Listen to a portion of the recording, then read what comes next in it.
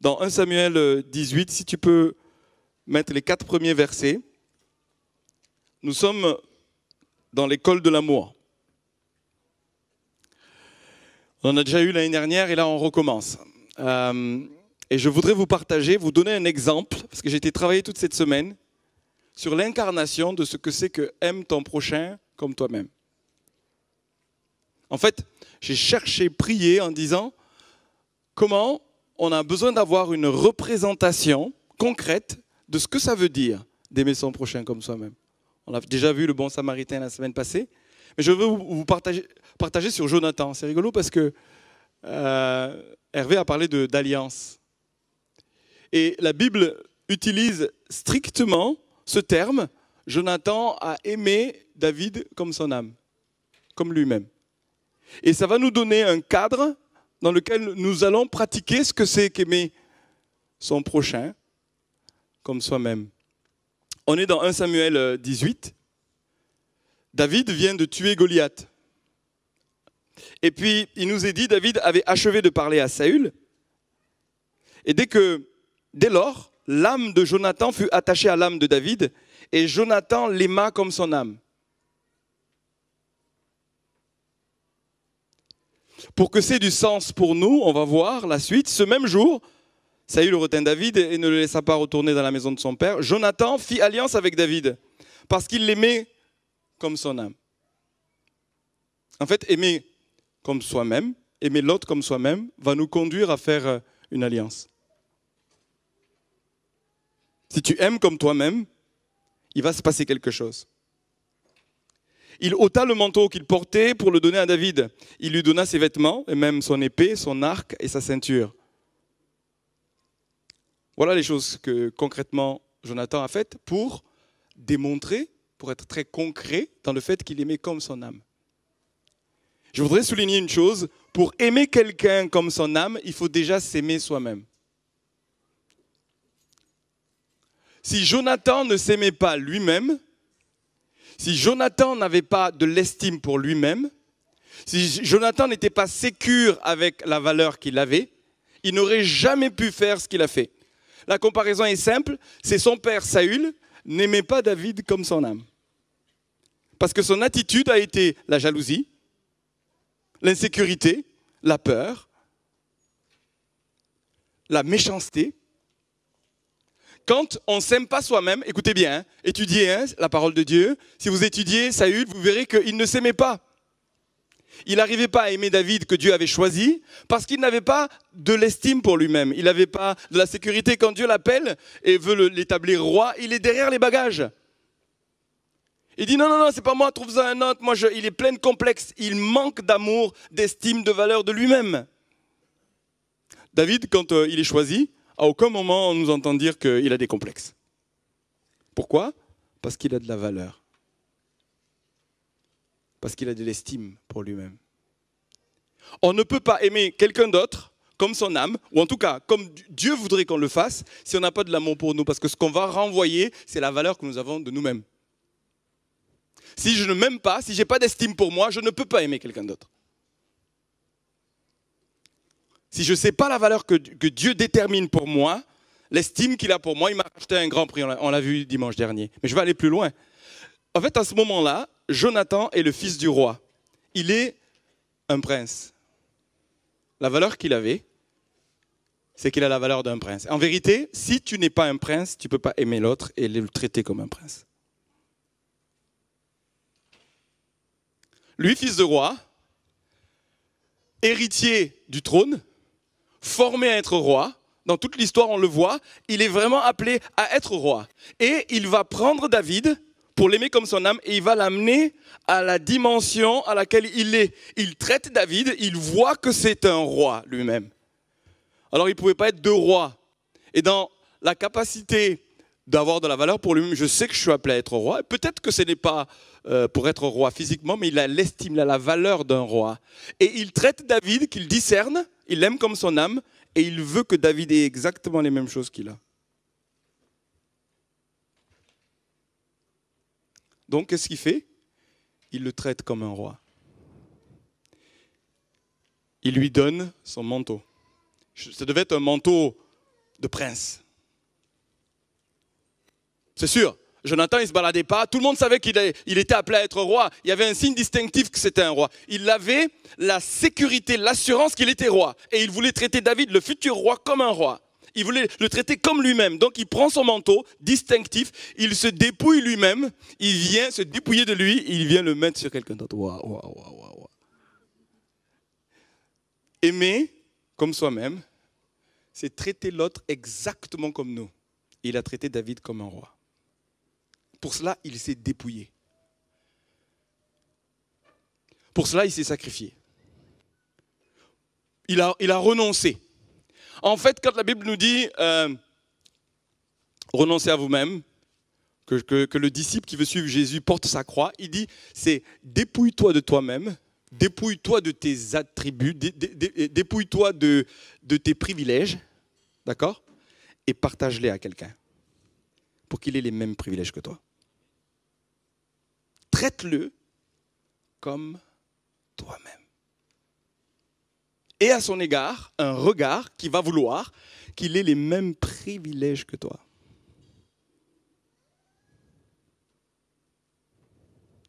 Donc ça veut dire qu'il faut être drôlement sécure. Et ma place alors. On ne peut pas avoir deux sur le trône. Ça ne vous fait pas penser à quelqu'un? Jésus était fils de roi, un prince. Il se dépouille. La Bible nous dit, il n'a pas regardé l'égalité avec Dieu, mais il s'est dépouillé, il s'est humilié. Pour que nous puissions avoir le même statut, la même position que lui. La même position que lui. Et pour cela, il enlève son manteau. Il enlève ses privilèges. C'est-à-dire, il était égal à Dieu, mais il décide de se dépouiller. C'est un choix. Et ça ne veut pas dire que parce que tu te dépouilles, tu deviens moins Dieu ou moins roi. Tu ne deviens pas moins, mais tu fais tout pour que l'autre ait exactement la même chose que toi. Tu le regardes comme l'égal, les mêmes privilèges. Et ça nous parle de sacrifice. Il n'y a pas d'amour sans sacrifice. Le sacrifice de ce que tu as, de ce que tu es, pour que l'autre ait la même chose. Ça va nous conduire loin. Ça me fait rêver, moi, ça. Imaginez, tout le monde ici est un Jonathan. J'aimerais qu'on rêve ensemble.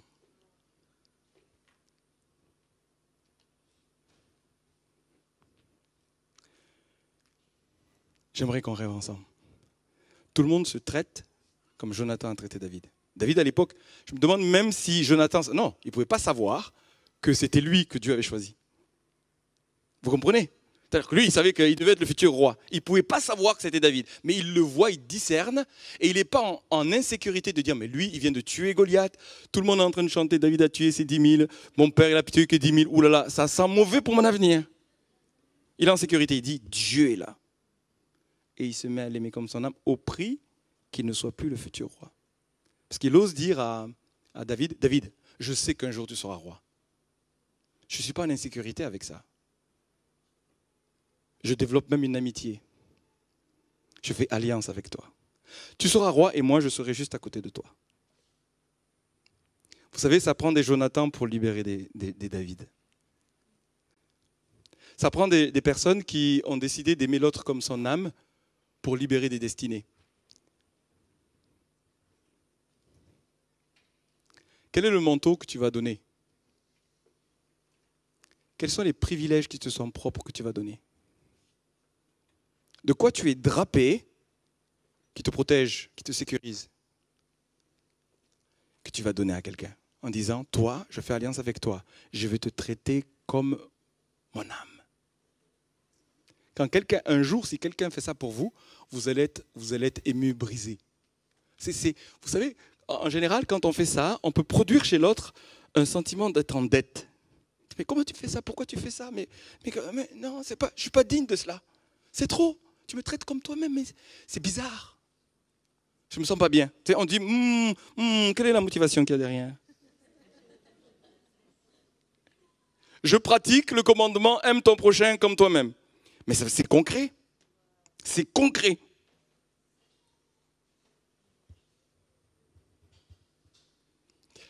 Vous savez, un roi, quand il sait qu'il est roi, imaginez un diamant. Un diamant, quand on le coupe, ça reste un diamant. Imaginez un gros caillou, un beau caillou. Vous le coupez, vous le recoupez, ça reste un diamant. Vous savez, si tu ne sais pas la valeur que tu as, tu ne sauras pas partager ce que tu as. Tu es un diamant.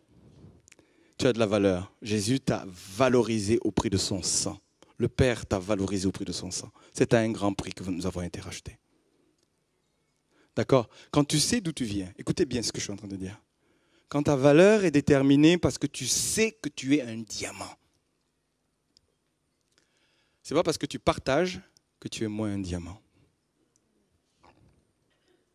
Et puis parce que à l'origine, tu as eu la révélation que tu viens d'un diamant, à chaque fois que c'est divisé, subdivisé comme une sorte d'hérédité, tu restes un diamant. La nature ne change pas. Quand tu sais d'où tu viens, quand tu sais que tu viens du Père, quand tu sais que sa nature est en toi, par hérédité, tu es toujours un diamant.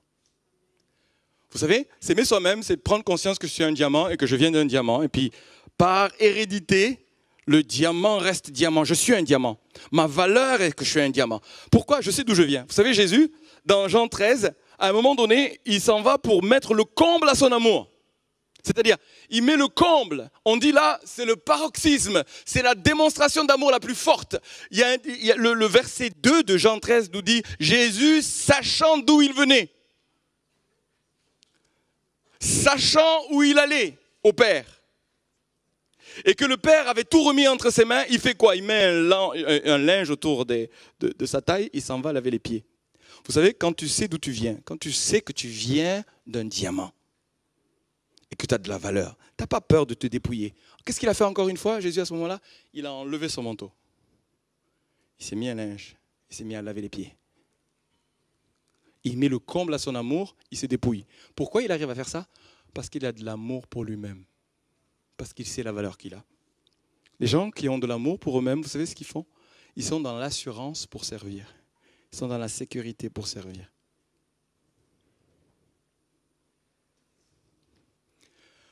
Ma question, c'est que si tu as du mal à servir, rendez-vous à l'estime de toi.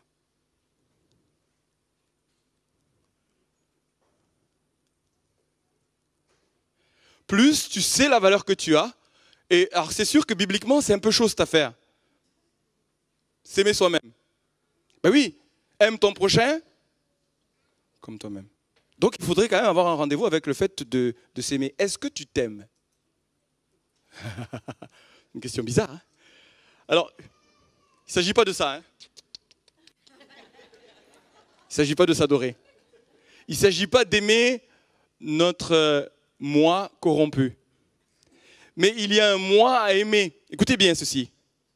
Il y a un moi, la Bible l'appelle la chair. C'est-à-dire, c'est hérité du péché. L'origine, c'est le péché. Et nous sommes héritiers de cela. Et quand tu en hérédité l'origine, alors du coup, on a des complexes. Mais il y a un moi que Jésus vient racheter. Allô, vous me suivez là? Il y a un moi où David dit, oh, je te loue, Éternel, de ce que je suis une créature merveilleuse. Un chrétien devrait dire, je te loue, Éternel, de ce que je suis une créature merveilleuse. Ce moi-là a de la valeur. Ce moi-là, il faut l'aimer. Vous me suivez là ou quoi? Il faut l'aimer. Donc si jamais tu as du mal avec toi-même, si tu as du mal à t'aimer, vous savez, il y a des indicateurs qui font est-ce que je m'aime ou est-ce que je ne m'aime pas? Je vais juste faire une parenthèse. Des personnes qui ne s'aiment pas et qui se marient vont avoir des problèmes. Si tu te maries parce que tu veux que ton conjoint comble un amour, une valeur et te donne une valeur que tu n'as pas, tu t'en vas au-devant de problèmes.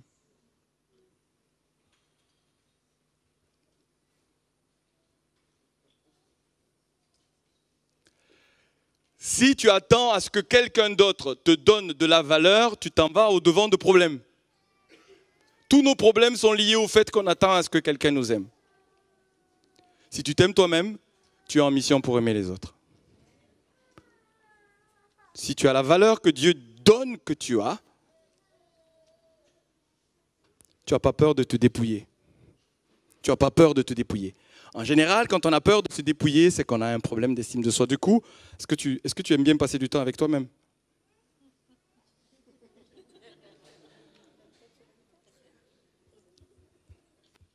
Est-ce que tu supportes la solitude? Celui qui ne supporte pas la solitude, en vérité, il a un problème avec lui-même. Il n'aime pas assez le moi qui a été racheté, qui a été régénéré. Parce que tu vas t'aimer. Parce que cette valeur va être authentique, tu vas pouvoir servir. Et c'est une clé, comme toi-même. Qu'est-ce que fait David? Je finis. Non seulement il se dépouille, et ça, on parle d'humilité. On peut s'humilier que quand on sait la valeur que nous avons.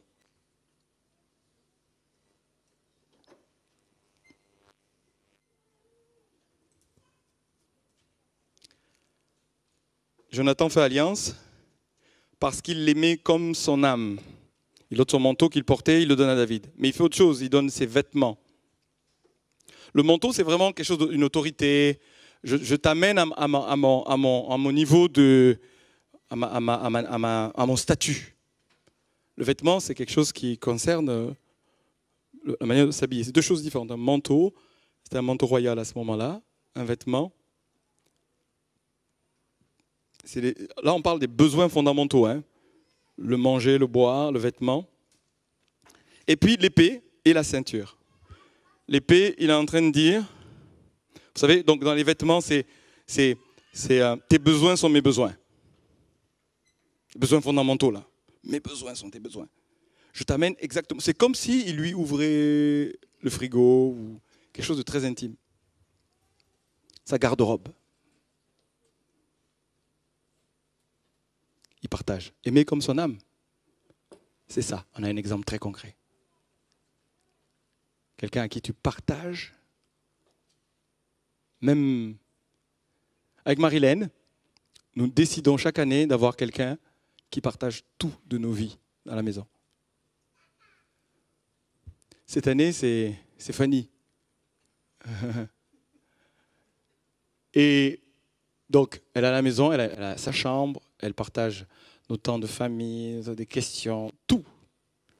Pour l'amener exactement au même niveau. Vous savez, c'est un privilège. Hein. Si vous pouvez faire ça à quelqu'un, si vous l'aimez, vous le traitez comme votre âme en disant tu as les mêmes privilèges. On lui a dit, hein, tu as les mêmes privilèges que chacun de nous ici dans cette maison. Les mêmes. Le matin, quand elle est en retard, elle veut aller à la gare et elle a loupé son train, ou je quoi, il faut aller vite. Je me lève pareil que pour Adèle. C'est quelque chose.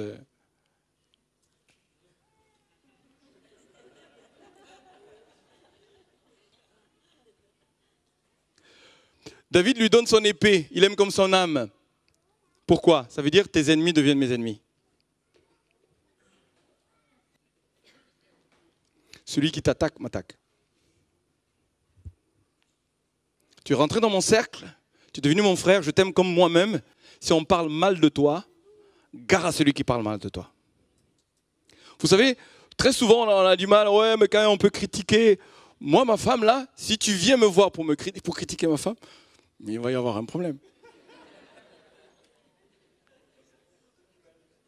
Je vous garantis, il va y avoir un problème. Vous savez, le réflexe, la preuve de mon amour envers ma femme, c'est que quelqu'un qui lui veut du mal, il va trouver mon épée.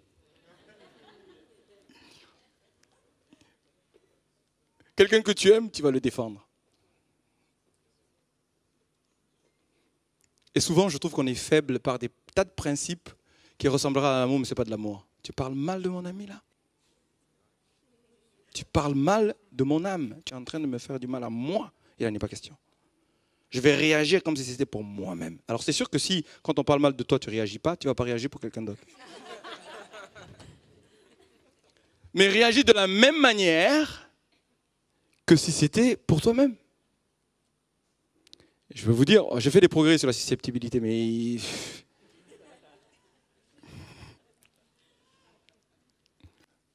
Mon pied, ton pied. Mon épée, ton épée. Je vais te défendre. Je vais te défendre. Et c'était beau, hein, ce que nous disait Hervé Mému ce matin. C'est beau. L'intégrité. L'alliance. Et enfin, la ceinture. La Bible nous parle de vérité. La ceinture de la vérité. Être vrai.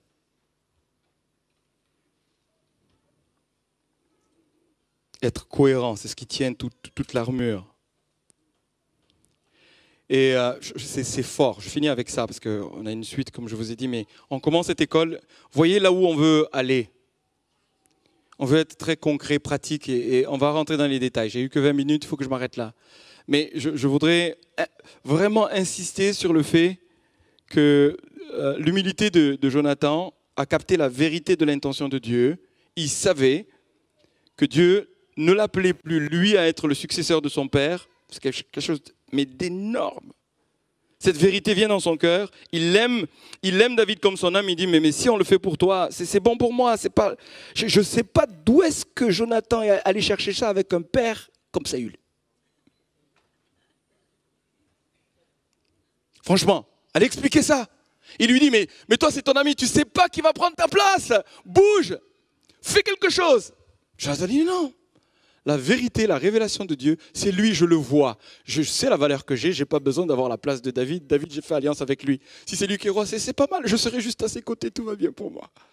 Oh, Jésus-Christ.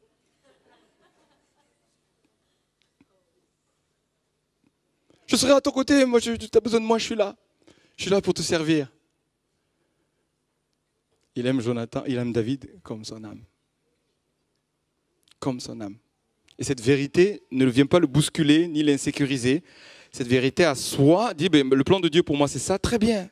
Ce qui m'importe c'est de plaire à Dieu et d'être en relation avec David. Il n'y a pas quelque chose qu'il reçoit de David. À part de lui dire, tu prendras soin de mes enfants, si jamais demain la vie fait qu'on se sépare, tu prendras soin de mes enfants.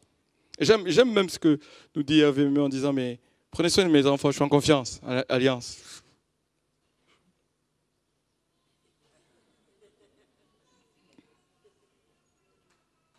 C'est tout ce qu'il lui demande. Mais qu'est-ce qu'il perd beaucoup, hein? D'aimer quelqu'un comme son âme, en fait, dans l'histoire, il perd beaucoup. Qu'est-ce qu'il gagne? À part l'amitié de David. La vérité. Il ne gagne pas grand-chose. Donc aimer, savoir aimer, c'est beaucoup donner. C'est beaucoup semer, c'est beaucoup sacrifier. Mais pour y arriver, c'est un rendez-vous avec soi-même. Je vais prier. Alors, vous inquiétez pas, on aura l'occasion d'y revenir. On est dans une série. L'avantage des séries, c'est qu'on n'est pas pressé. Vrai ou faux? On n'est pas pressé. On prend juste ça, très bien, on avance ensemble. On se laisse travailler par le Seigneur et puis on va de l'avant. Mais j'aimerais nous ramener à nous-mêmes et comparer Saül et Jonathan dans la capacité d'aimer son frère comme soi-même. Seigneur, je te loue pour l'exemple que tu es. Je te loue pour l'exemple qu'est Jonathan ici. Et nous prions que tu nous conduises concrètement à nous dépouiller de nos manteaux et à le remettre à d'autres. Et les traiter comme des rois. Je te prie de renouveler la révélation que nous sommes des rois. Nous sommes nés pour régner. Tu nous as appelés comme tes fils. Nous sommes de ta nature. Nous sommes d'en haut. Et je te demande, Seigneur, que la révélation de la valeur que nous avons nous mette en sécurité pour poser ces actes, pour partager nos privilèges, partager nos ressources, se battre et combattre. Et puis vivre dans la vérité au nom de Jésus-Christ. Je veux bénir chacun ici, mais chacun. Et j'appelle des Jonathan. Nous voulons être une église Jonathan. Nous voulons être cette église qui pose ses actes et nous voulons grandir avec toi. Seigneur, nous prions que nous progressions dans l'amour en aimant les frères, en aimant les sœurs comme nous-mêmes. Au nom de Jésus. J'ai dit au nom de Jésus. Amen.